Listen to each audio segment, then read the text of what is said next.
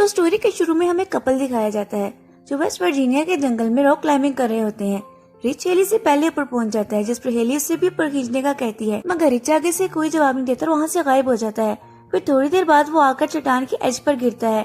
ऊपर देखने पर हेली के मुंह पे रिच का खून गिरता है, जिसे देखकर वो तक घबरा जाती है और साथ ही कोई उसे उठाकर नीचे फेंक देता है और हेली की रस्सी को तेजी से ऊपर की तरफ खींचने लगता है। हेली बहुत ही समझदारी दिखाते हुए अपनी रस्सी काट देती है और किसी भी तरह से करके उस चट्टान के ऊपर टिकी रहती है। थोड़ी देर बाद वो नीचे गिर जाती है और ठीक उसी जगह गिरती है जहाँ पर रिच की लाश पड़ी होती है। रिच को मरा हुआ देखकर बहुत ज्यादा अफसरदा होती है, लेकिन अब उसे अपनी जान बचानी थी और उसे किसी भी तरह से करके अपनी गाड़ी के पास पहुंचना था। वो जंगल के रास्ते से अपनी गाड़ी की तरफ बढ़ती है, मगर तभी एक जालीदार वायर उसके पैर पे आके लगती है और वो वहाँ पे ही गिर जाती है। अभी वो उठ भी नहीं पाती कि कोई उसे खींच कर ले जाता है और वो चीखती रह जाती है। फिर हमें यहाँ पर पता चलता है कि वहाँ पर बहुत सारे लोगों के मिसिंग केस चल रहे थे, यानी कि डीप मोड लोगों ने वहाँ पर हमला करके उन लोगों को कैद कर लिया था या फिर मार डाला था। फिर हम देखते हैं क्रिस को, जो एक इंटरव्यू के लिए जा रहा था मगर हाईवे पर जाम लगा होता है। वो नीचे उतरकर एक ट्रक ड्राइवर से पूछता है। ट्रक ड्राइवर कहता है कि यहाँ से 5 मील दूर एक ट्रक उलट गया है, तो अब ये रास्ता कई घंटों तक नहीं खुलेगा। इस पर क्रिस बहुत ज्यादा परेशान हो जाता है और वो अपनी गाड़ी घुमाकर दूसरे रास्ते से जाने की कोशिश करता है। फिर वो रास्ते में किसी को कॉल करने की कोशिश करता है, मगर वहाँ पर सिग्नल नहीं आ रहे होते और वो कॉल नहीं कर पाता। इतने में उसे गैस स्टेशन का एक बोर्ड नजर आता है। वो उसी रास्ते पर आगे चलने लग जाता है। वहाँ उसे बहुत ज्यादा गाड़ियां नजर आती हैं जो खराब थी और वहाँ पर ही खड़ी हुई थी। ये सब देखकर उसे बहुत ज्यादा अजीब लगता है। वो वहाँ के फोन बूथ से कॉल करने की कोशिश करता है, मगर वो भी डेड था। फिर वो गैस स्टेशन के मालिक से बात करने की कोशिश करता है, मगर वो उसके किसी काम का नहीं था। वहाँ उसे एक मैप दिखता है जिसके अंदर उसे बियर्ड माउंटेन रोड का पता चलता है, जो कि आगे जाके हाईवे के साथ कनेक्टेड था। वो इस मैप को जहन नशीन कर लेता है और आगे चलने लग जाता है। आगे चलकर उसे 2 रोड मिलते हैं, एक बड़ी सड़क होती है और एक कच्ची सड़क। वो कच्ची सड़क पर चलने लग जाता है क्योंकि गैस स्टेशन के मालिक ने उसे इसी रास्ते का बताया था। तो यहाँ पर हमें पता चलता है कि उसने रॉन्ग टर्न लिया था और ये मूवी का नाम इजी टर्न से बना है। सड़क के किनारे पे उसे एक मरा हुआ हिरन भी मिलता है। वो सीधा देखने के बजाय उसे देखता है और आगे खड़ी हुई एक गाड़ी में जाके ठुक जाता है। वो बहुत ही बुरी तरह से गाड़ी के अंदर जाके लगता है और नीचे उतरकर कॉलेज स्टूडेंट से माफी मांगता है और कहता है कि वो उनके तमाम नुकसान की भरपाई भी करेगा। ये सब कॉलेज स्टूडेंट्स थे, जैसी, कार्ली, एवन, स्कॉट और फैंसी, जो कि कैंपिंग के लिए जा रहे थे। मगर इनकी गाड़ी का टायर देखकर लगता नहीं था कि यह खुद से बर्स्ट हुआ है। ये तो किसी की सोची समझी साजिश लग रही थी।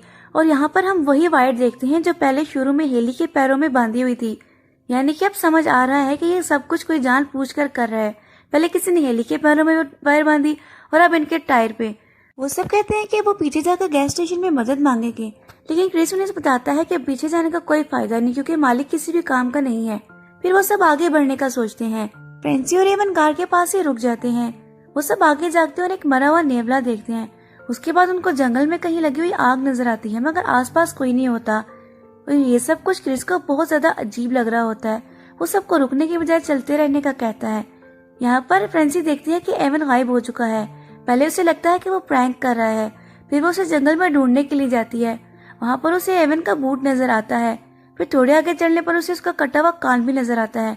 वो बहुत ज्यादा घबरा जाती है। वो वापस जाने लगती है, लेकिन पीछे से कोई आकर उसे दबोच लेता है और बहुत ही बेरहमी से उसे मार डालता है।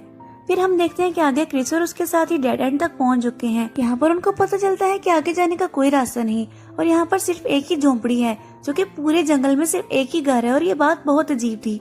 फिर वो लोग इसके अंदर जाकर मदद मांगने की कोशिश करते हैं। वो लोग बाहर खड़े होकर दरवाजा खटखटाते हैं, मगर कोई जवाब नहीं देता। इस पर क्रिस दरवाजा खोलकर घर के अंदर घुस जाता है। यहाँ पर उन्हें बहुत अजीब और गरीब चीजें मिलती हैं।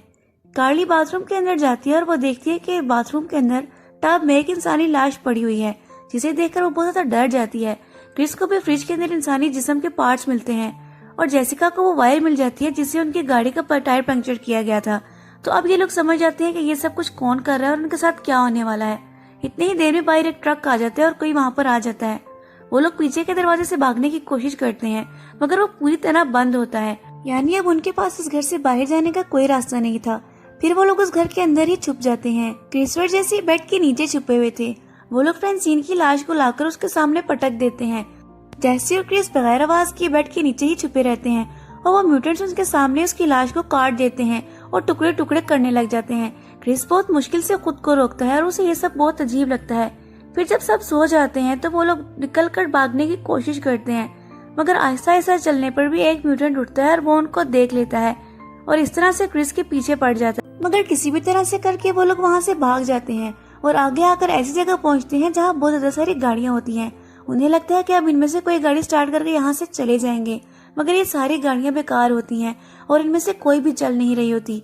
वो सभी परेशान ही होते हैं कि उन्हें एक ट्रक की आवाज आती है और वो सब एक गाड़ी के पीछे छुप जाते हैं। ट्रक में वो तीनों म्यूटेंट्स होते हैं जो कि तीनों भाई होते हैं, जिनमें वन आई, थ्री फिंगर और सॉ टूथ होते हैं। ये तीनों बहुत ही ज्यादा खूंखार होते हैं और उनको सूंघते हुए इनके पीछे आने लग जाते हैं। तब क्रिस उनका ध्यान अपनी तरफ लगाता है और बाकी सब साथियों को ट्रक की तरफ जाने का कहता है, यानी कि अपनी जान खतरे में डालकर वो दूसरों को बचाता है। सॉ इसको गोली से शूट कर देता है और गोली सीधे जाके उसके पाँव में लगती है। फिर वन आई और थ्री फिंगर उसका पीछा करते हैं, मगर उनके सामने स्कॉट आ जाता है और अब वो उसके पीछे पड़ जाते हैं। फिर जेसी और कार्ली क्रिस को उठाकर ट्रक की तरफ ले जाते हैं। वो लोग जैसे ही ट्रक के अंदर जाते हैं, ट्रक का दरवाजा खोलते हैं और सामने एवन की बॉडी गिरती है। वो तीनों ट्रक में बैठ जाते हैं और किसी भी तरह से करके ट्रक को स्टार्ट करके वहाँ से चले जाते हैं। फिर वो लोग स्कॉट को ढूंढते हैं। रास्ते में उनको स्कॉट दिख जाता है। वो लोग उसके लिए ट्रक रोकते हैं, लेकिन पीछे से सॉ उसको मार देता है और स्कॉट जगह पर वहीं पर मर जाता है।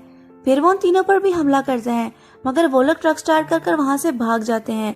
आगे जाने पर उनको रास्ता बंद मिलता है और वो लोग ट्रक को वहीं पर छोड़कर आगे पैदल जाने का सोचते हैं। वो लोग वहाँ से भागकर जंगल की तरफ जाते हैं और रास्ते में उनको एक वॉच टावर मिलता है। वो लोग उसके ऊपर चढ़ जाते हैं और अंदर जाने पर वो खिड़की से देखते हैं कि आसपास तो सिर्फ जंगल ही जंगल है। वहाँ पर कोई सड़क नहीं थी और बाहर जाने का कोई रास्ता नहीं था। जेसी को वहाँ फर्स्ट एड बॉक्स मिलता है, जिससे वो क्रिस को फर्स्ट एड देती है। फिर थोड़ी देर बाद उनको रेडियो नजर आता है, जिससे वो हेल्प मारने की सोचते हैं, मगर वहाँ पर वो तीनों भाई भी आ जाते हैं। फिर वो लोग चुप कर वहाँ पर बैठ जाते हैं और बगैर किसी आवाज के उनके जाने का इंतजार करते हैं, मगर बदकिस्मती से कोई रेडियो पर उन्हें रिप्लाई करता है और उनकी आवाज वो तीनों भाई भी सुन लेते हैं। अब उनको पता चल जाता है कि वो तीनों भाई टावर के ऊपर थे। अब वो तीनों भी टावर के ऊपर चढ़ने लग जाते हैं। क्रिस किसी भी तरह से करके टावर का रास्ता बंद कर देता है। थोड़ी देर के लिए वहाँ पर सन्नाटा छा जाता है। सबको लगता है कि वो वहाँ से चले गए हैं, मगर फिर वो देखते हैं कि आसपास धुआं है, यानी कि उन्होंने नीचे आग लगा दी थी और अब उन्हें समझ आ जाती है कि उन्हें जिंदा जलाया जा रहा है। क्लैरी बहुत ज्यादा परेशान हो जाती है और वो कूदने लगती है।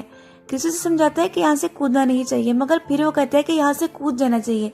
वो कहता है कि नीचे टहनियां हैं जिनके ऊपर कूद के हमारी जान बच जाएगी और हमें मरना भी नहीं पड़ेगा।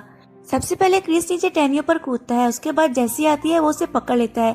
फिर क्लैरी आती है और वो लोग सही सलामत कूद जाते हैं, मगर कूदते हुए उन्हें थ्री फिंगर देख लेता है। अब थ्री फिंगर पेड़ पर चढ़ने की कोशिश करता है।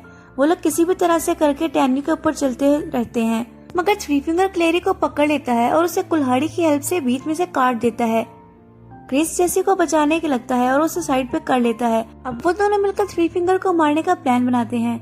जैसे किसी भी तरह से करके थ्री फिंगर को क्रिस के बनाए हुए जाल में फंसा देती है। जैसे ही वो आता है, क्रिस टहनी छोड़ देता है और थ्री फिंगर वहाँ से गिरकर नीचे मर जाता है। लेकिन वो लोग देखते हैं कि थ्री फिंगर मरा हुआ नहीं होता और उसके दोनों भाई उसको जख्मी देकर बहुत ज्यादा गुस्सा हो जाते हैं। फिर क्रिस और जेसी वाटरफॉल तक पहुंच जाते हैं और रात वहीं पर गुजारते हैं। जैसे क्रिस को बताती है कि उसका भी ब्रेकअप हुआ था। जैसे ही उसके दोस्तों को पता चला, वो लोग उसे खुश करने के लिए कैंप पे लाए थे, मगर बदकिस्मती से वो सारे मारे गए और इस सब के लिए वो खुद को जिम्मेदार ठहराती है। अगली सुबह वो दोनों वहाँ से निकलने का सोचते हैं। वो दोनों एक चट्टान पर खड़े होते हैं और उन्हें वहाँ एक सड़क नजर आ जाती है। अभी वो वहाँ पर जाने का सोचते ही हैं कि सॉ आकर क्रिस को नीचे गिरा देता है और जेसी को उठाकर वहाँ से ले जाता। सड़क पर क्रिस को शेरिफ की कार नजर आती है। वो चट्टान से उतरकर किसी भी तरह से करके उसकी गाड़ी के सामने जाता है। गाड़ी से उतरकर शेरिफ क्रिस को बताता है कि रात को उसी के साथ उन्होंने रेडियो पर बात की थी, मगर इससे पहले क्रिस से कुछ बताता सॉ शेरिफ की आंख में तीर मारकर उसे फोड़ देता है और वो शेरिफ जगह पर मर जाता है। इसके बाद क्रिस शेरिफ की गाड़ी में बैठकर भागने लगता है, मगर कार की कीज शेरिफ के पास थी। इतने में सॉ भी वहां पर आ जाता है, मगर क्रिस उसे नहीं मिलता क्योंकि वो झाड़ियों में छुप गया था। फिर सॉ शेरिफ की बॉडी कार में डालकर वहां से चला जाता है और क्रिस किसी भी तरह से करके गाड़ी को नीचे से कस के पकड़ लेता है। दूसरी तरफ जेसिका को बेड के साथ बांधा होता है और वरना ही उसे मारने लगता है। इतनी ही देर में सॉ वहां पर आ जाता है और वो शेरिफ की बॉडी को अंदर लाते हैं और उसे काटने लग जाते हैं। शेरिफ की बॉडी के टुकड़े करने के बाद वो जेसिका को मारने लगते हैं, मगर तभी वहां पर क्रिस आ जाता है और उनके दरवाजे पर आग लगा देता है। सॉ जैसे ही उसे देखने के लिए आके जाता है, वो गाड़ी से उसको उड़ा देता है और कुचल देता है। इसके बाद वो वर्ने की आंख में स्क्रू घुसा देता है और उसे भी गाड़ी से कुचल देता है। फिर वो जल्दी से जेसिका को छुड़ाने जाता है, मगर पीछे से सौ आके उसे पकड़ लेता है और उसे जमीन पर पटक देता है, यानी कि वो तो मरने का नाम ही नहीं ले रहे थे। मगर किसी तरह से करके जेसिका उसके सर में तीर घुसाती है और उसे मार देती है।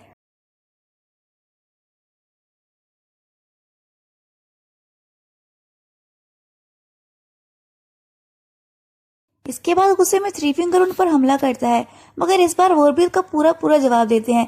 जेसिका उसके सीने में कुल्हाड़ी मारती है और उसको जगह पर मार देती है। अब वो दोनों किसी भी तरह से घर से वहां से बाहर जाने लगते हैं, मगर वो देखते हैं कि वो तीनों भी हिल रहे हैं। वो लोग नहीं मरे थे। क्रिस की गन में भी सिर्फ एक ही गोली थी। फिर वो बहुत समझदारी से शेरिफ की गाड़ी को उड़ा देता है। तो उन सारे लोगों में सिर्फ क्रिस और जेसी बचे थे, जो कि वहां से सही सलामत निकल जाते हैं।